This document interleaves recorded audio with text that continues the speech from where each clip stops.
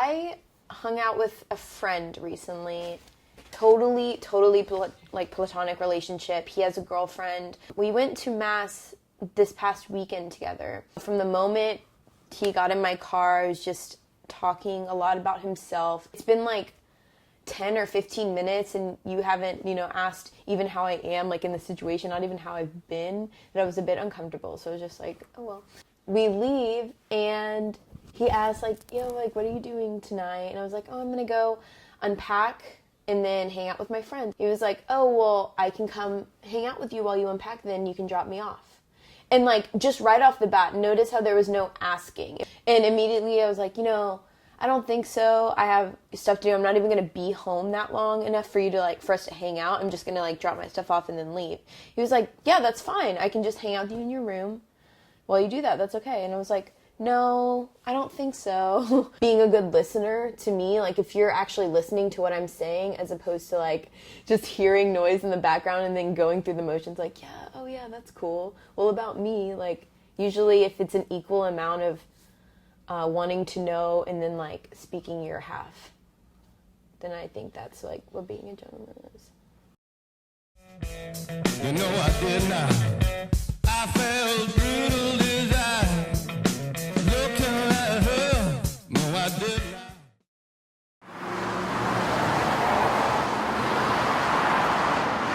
We wanted something that was natural, that had a more of a masculine feel to it, that had not just a masculine feel, but a southern masculine feel to it. So you see pictures of Elvis and the El Camino and things like that, but you also see columns of wood, you see wooden exposed ceilings, you see the brick and the concrete and all that. That's what we were looking for.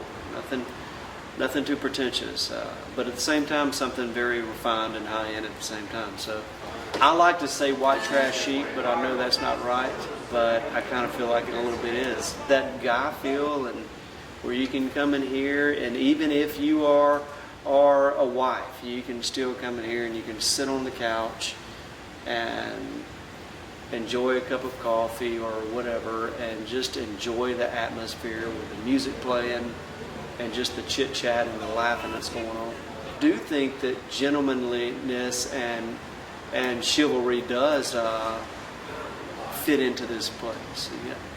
I do consider myself a gentleman. I do consider myself chivalrous.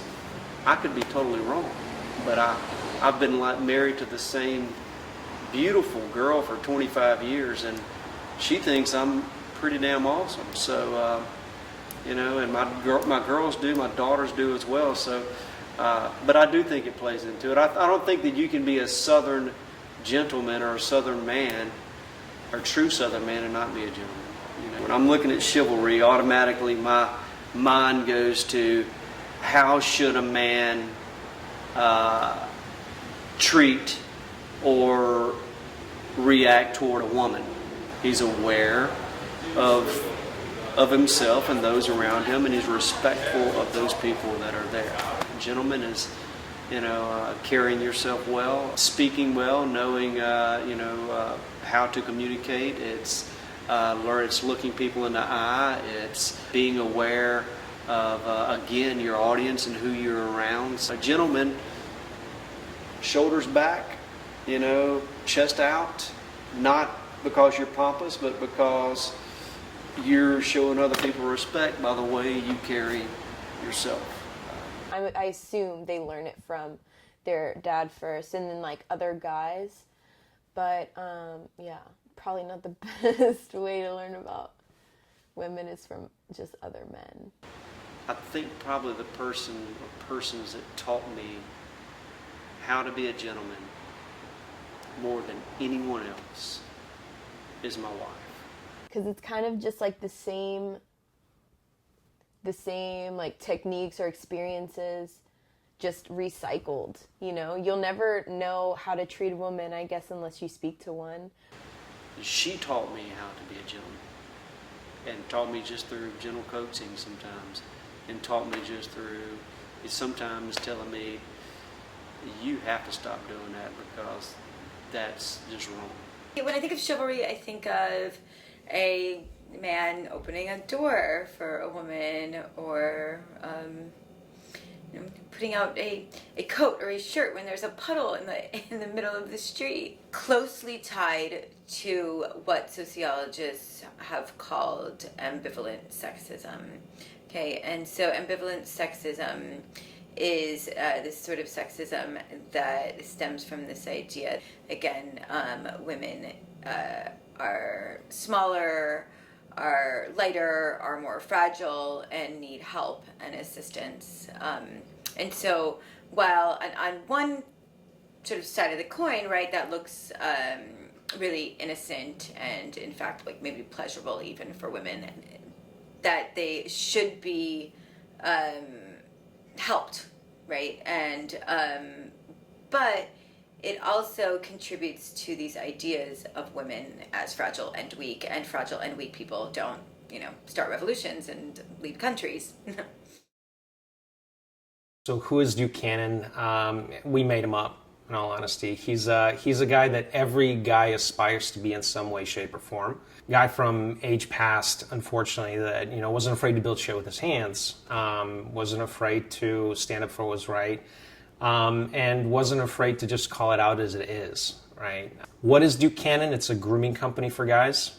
And we're most known for the big ass brick of soap. It's chivalry, it's hard work, it's just being a guy, right? Anthony and Sam, the other two founders, they looked at the grooming space for guys, right? They saw that there's a very wide range spectrum of grooming products. On one end, there's all these grooming products for metrosexual guys, which are really awesome, right, in their own merit. They're great products, but they're arguably very expensive. And on the other spectrum, there's all these products that are for insecure teenage boys, like Axe, Old Spice, that oversell on sex appeal, they oversell on promises they can't deliver on, tell you they're going to change your life. But there's nothing for your everyday, hardworking guy that just ultimately gets you clean, gets you smelling fresh, but it's not going to promise to get you laid or change your life. I absolutely do think we, as a company, believe that Buchanan is a gentleman and believe that we push the values of being a gentleman. Unfortunately, in this day and age, the concept of what a gentleman is somewhat misconstrued. But we hope that with our brand and with kind of the virtues we preach as a brand, we kind of fine-tune as guys get fall more and more in love with the brand, we fine-tune their perception of what a gentleman is. Oh, also another thing that's very chivalrous that I do of Christian is I know where her phone is at all times. Yes. So when she loses it, I know exactly where it is. I'm not kidding. You think that's a joke? I'm dating Christian Leday. She's the best. And I love her. She's the bomb. I really do think that like chivalry and love are kind of like very synonymous. When you love someone when you truly love them, you just want to do everything in your power to make them happy. And honestly, there's a definition of chivalry right there. You want to do everything in your power to make them happy. I found that people respect you more when you are very chivalrous. And my parents did teach me that. I think most people learn it, obviously, just from like a role model. No matter where they are, even if they know them, if they don't know them, even in movies, like somebody that's fake, like James Bond. That's one of my guys. My dad, I think he's a very big role model in chivalrous behaviors. My younger cousins, they want to know, like, hey man, like, how do you get all these like nice girls to talk to you and things like that? I'm like, well, I'm just a nice guy.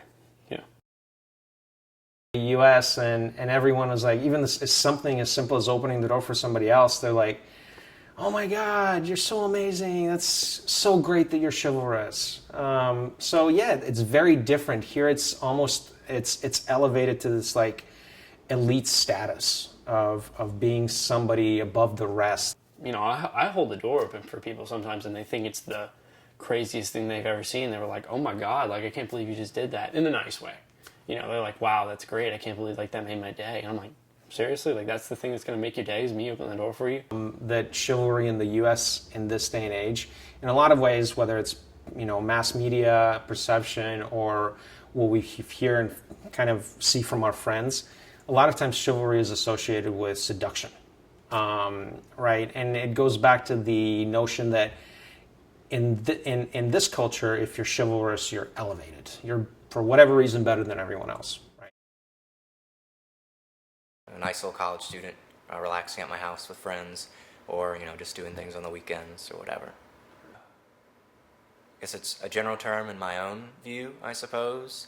And I like the suffix or the prefix, if you will, of gentle. I am a gentle man in terms of just absolute nature.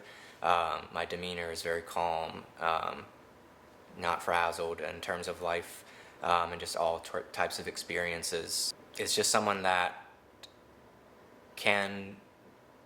acts in a realm of just overall respect to anyone that they ever come in contact with or anything that they come in contact with.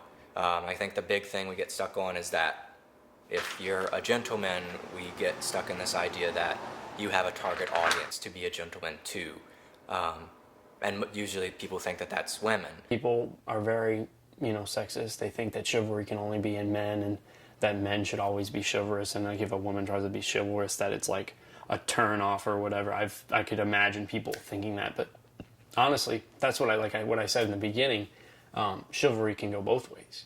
The media teaches boys that their masculinity is very fragile and is always in need of being proved and in need of affirmation. And how do you then prove your masculinity? It's oftentimes through acts of misogyny. With chivalry, there's no such thing as expected. If it's expected, it's not chivalry. The traditional idea and the big general theme that people try to cling to with chivalry is that, no, people are just nice. But then when you start asking those questions to get more specific about how people go about trying to teach chivalry, they start getting really specific and saying, well, chivalry is men being nice to women. Okay, so I can ask the question of, well, what are our other words that we use for men being nice to men? Men being nice to anyone. I definitely think that chivalry is still here. It's a sleeping giant, I think. At the very end, take chivalry out of it, that there will be more respect. Just respect. You don't have to agree. Here you are a man, and these are the actions that you need to take if you're interacting with a woman. If you're going to do that, then do that for everyone and give them everyone. It might take long, so that's why we can just say, everyone listen up and treat everyone just the same.